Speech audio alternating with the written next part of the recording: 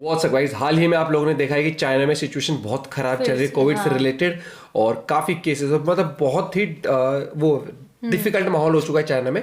तो वीडियो का टाइटल है China's COVID blunder, Indian government ask people to wear mask again. तो भारतीय सरकार ने दोबारा मास्क पहनने के लिए कहा गया। तो पूरा क्या है मामला देखते हैं। वर्ल्ड अफेयर्स चैनल से प्रशांत धवन सर की वीडियो है, ओरिजिनल वीडियो का लिंक डिस्क्रिप्शन में। और अपना पॉइंट ऑफ व्यू शेयर करना बोले कर दे वीडियो को लाइक, चैनल में तो प्लीज सब्सक्राइब। 1 2 3 गो।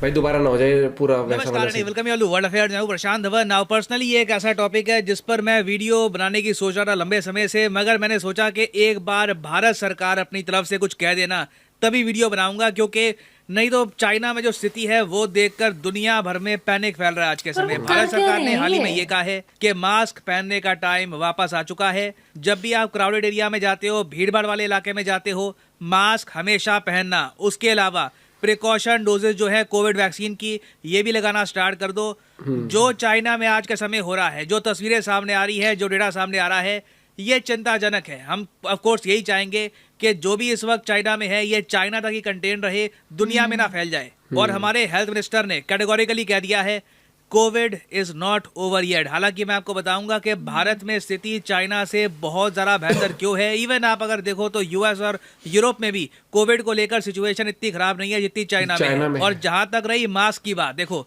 भारत सरकार ने एडवाइजरी में कहा है कि मास्क पहनना स्टार्ट कर दो। ये बात ना यूएस ने भी कही है। यूएस में जो इनके हेल्थ एक्सपर्ट हैं, जो सीडीसी है, जो इनका सरकारी मंत्रालय है, इन्होंने भी कहा है कि जो लोग बड़े शहरों में रहते हैं, भीड़ भाड़ वाले इलाकों में जाते हैं, वापस मास्क पहनना स्टार्ट कर दो। ये सर्दी के जो 3 महीने हैं ये हम सबका टेस्ट लेगी। लगातार वेव्स आएंगी कोविड की। एटलीस्ट चाइना में बताया जा रहा है कि इनकी 60% पॉपुलेशन को कोविड होने वाला है। आने वाले 3 महीनों में आप देखोगे कि दिसंबर से जनवरी, जनवरी से फरवरी, फिर उसके बाद फरवरी से मार्च तक लगातार चाइना में कोविड की वेव आती रहेगी।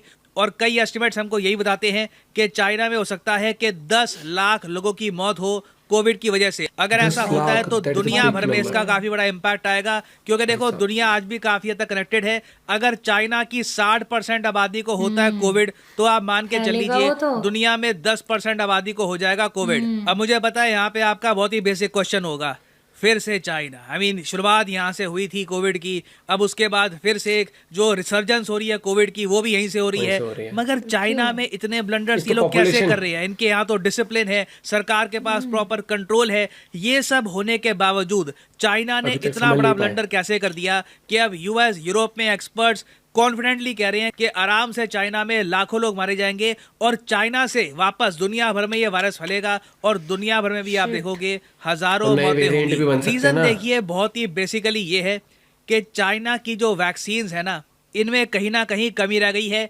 चाइना की वैक्सीन्स इनकी आबादी को बचा नहीं पाई। ये बात सिर्फ मैं नहीं कह रहा, आपने एंथनी फाउची के बारे में सुना होगा। ये बहुत ही फेमस साइंटिस्ट है, कंट्रोवर्सी में भी रहते हैं। ये जो बाइडन के मेन एडवाइजर हैं, मेन एडवाइजर है कोविड-19 पैंडेमिक को लेकर। इन्हीं की एडवाइस पे लॉकडाउन लगता है, लॉकडाउन उठता है, वैक्सीन्स कौन सी इशू करनी है, सारे डिसीजन आप कह लीजिए एंथनी फाउची लेते हैं। जो बाइडन बस उस पर मोहर लगा देते हैं। तो एंथनी फाउची खुद कह चुके हैं कि जो चाइना की वैक्सीन्स है ना, इनका स्टैंडर्ड उतना नहीं है जितना वेस्टर्न वैक्सीन्स का है। मतलब आप कह लीजिए अमेरिकन या फिर यूरोपियन जो वैक्सीन्स हैं उस लेवल का इनका स्टैंडर्ड है नहीं। इसमें ये इंडियन वैक्सीन्स भी ऐड कर सकते थे, मगर सिंस अमेरिकन है तो इन्होंने यहाँ पर सिर्फ वेस्टर्न बोला है। और फिर इन्होंने आगे ये कहा कि चाइना की आबादी को ना कभी प्रॉपर इम्यूनिटी मिली ही नहीं थी। इनकी आबादी को जो वैक्सीन दी गई थी उसने इनको कोविड से नहीं बचाया। इसलिए हम देख रहे हैं कि इतने सारे लॉकडाउन लगाने के बावजूद देखो जितना ज्यादा चाइना ने सफर किया है शायद किसी और देश के लोगों ने सफर नहीं किया होगा। तो इतना बलिदान देने के बाद भी हम देख रहे हैं कि कोविड 60% आबादी को हो जाएगा और सबसे ज्यादा नुकसान भी भविष्य में आप देखोगे चाइना को ही होगा। और अब आप समझ सकते हैं कि घूम फिर के गलती है यहाँ पर चाइना की गवर्नमेंट की, शी जिनपिंग की, कि ऐसी वैक्सीन जो चाइना की आबादी को बचा नहीं पाई, इन्होंने ना सिर्फ चाइना की आबादी को ये वैक्सीन लगा दी, उसके अलावा पाकिस्तान, अफ्रीका जैसे जो कंट्रीज हैं वहां पर भी ये वैक्सीन कर दिया एक्सपोर्ट। और आप जान के हैरान होंगे पिछले कुछ महीनों में हमने देखा है कि जो बिगेस्ट टेकर्स थे चाइना की वैक्सीन के, इन्होंने चाइना की वैक्सीन इस्तेमाल भी नहीं करी। चाइना की वैक्सीन पाकिस्तान में, अफ्रीका में काफी जगह बस पड़ी रह गई। इन्होंने बाद में और जगह से WHO की जो वैक्सीन हैं वो मंगाकर यूज करी हैं। तो आप समझ सकते हैं 1.4 बिलियन लोग प्रॉपरली वैक्सीनेटेड ना हो तो ये प्रॉब्लम यहाँ पर आएगी। मगर यहाँ पे एक बहुत ही बेसिक क्वेश्चन आपका ये होगा, चलो ठीक है, मान लिया चाइना की जो वैक्सीन है ये इतनी ज़्यादा ताकतवर थी नहीं और इस वजह से कोविड फैल गया चाइना में, मगर इसका सिंपल सोल्यूशन है वैक्सीन मंगवा लो। इंडिया ने इतनी वैक्सीन एक्सपोर्ट करी है, हमने तो वैक्सीन फ्री में बांटी है। उसके अलावा यूएस समेत दुनिया भर में बहुत से देश हैं, वहां पे कंपनीज वैक्सीन एक्सपोर्ट कर रही है। अब एक टाइम की तरह वो सिचुएशन तो है नहीं जब वैक्सीन की कमी हो। मगर देखो यहाँ पे बात आ जाती है चाइना के ईगो की। एक्चुअली चाइना का ईगो नहीं कहना चाहिए, आम लोगों की बात मैं क्यों करूं। मेन इशू यहाँ पर है शी जिनपिंग के ईगो की। शी जिनपिंग ये चाहते हैं कि दुनिया के सामने चाइना दिखे एक मेडिकल सुपर पावर जो पेंडेमिक को खुद ही कंट्रोल कर लेता है। शी जिनपिंग ये चाहते हैं कि चाइना दुनिया को संकेत ये भेजे कि चाइना ने खुद वैक्सीन बनाई और खुद ये पेंडेमिक कर लिया कंट्रोल। मगर गड़बड़ तो हो चुकी है, जो चाइना की वैक्सीन है ये काम कर नहीं रही। मगर शी जिनपिंग ना इस बात को एक्सेप्ट करने को तैयार नहीं है कि जो वेस्टर्न वैक्सीन है, जो अमेरिकन वैक्सीन इनको ऑफर की जा रही है, ये इनको यूज करनी चाहिए। क्योंकि शी जिनपिंग को ये पता है कि अपनी बहुत बड़ी आबादी को इतने सारे डोजेस देने के बाद अगर ये कहते हैं कि आपको ना 3-4 डोजेस और लगाने पड़ेंगे और ये जो ये वाली वैक्सीन आएंगे ना ये बाहर से हमने मंगवाई है, इससे शी जिनपिंग की जो इमेज है चाइना में इसको बहुत बड़ा झटका लगेगा। लोग कहेंगे कि अच्छा तो जो पहले वैक्सीन लगवाई थी वो ऐसी लगवा दी थी। तो शी जिनपिंग देखो बहुत ही बुरा फंस चुके हैं। उसी के साथ साथ अपने लोगों पर इतने ज्यादा लॉकडाउन लगाए, लोगों को इतना मजबूर कर दिया कि लोगों ने सरकार के अगेंस्ट प्रोटेस्ट करना स्टार्ट कर दिया। तो आप कह सकते हैं कि चाइना की किस्मत खराब थी कि इनका जो लीडर है ये एक विजनरी लीडर नहीं है, इसने दूर की नहीं सोची, बस इसने अपनी इमेज बचाने के लिए पूरे चाइना को धकेल दिया बहुत बड़े खतरे की तरफ। अब इंडिया का केस मैं आपको बताऊं तो देखो भारत सरकार काफी हद तक कॉन्फिडेंट है कि जो वैक्सीन हमने यूज करी है भारत में ये इम्यूनिटी प्रोवाइड कर रही है भारतीयों को। और हम देख रहे हैं कि इंडिया में कोविड की सिचुएशन इतनी खराब नहीं है जितनी चाइना में है। हमारे हेल्थ मिनिस्टर ऑलरेडी कह चुके हैं जुलाई महीने में, जुलाई 2022 में, कि 90% जो आबादी है इंडिया की एडल्ट पॉपुलेशन की ये फुल्ली वैक्सीनेटेड है अगेंस्ट कोविड-19। हालांकि मैं फिर भी कहूंगा प्रिकॉशनरी डोजेस इंपॉर्टेंट है, तो जो भी सरकार की गाइडलाइंस आती है वैक्सीन को लेकर उसको प्रॉपर्ली फॉलो कर लेना। अब यहाँ पर आप पूछ सकते हैं अच्छा ठीक है तो मेन इशू यहाँ पर यही है ना कि चाइना में कोविड फैल सकता है, फिर वहां से लोग ट्रैवल करेंगे।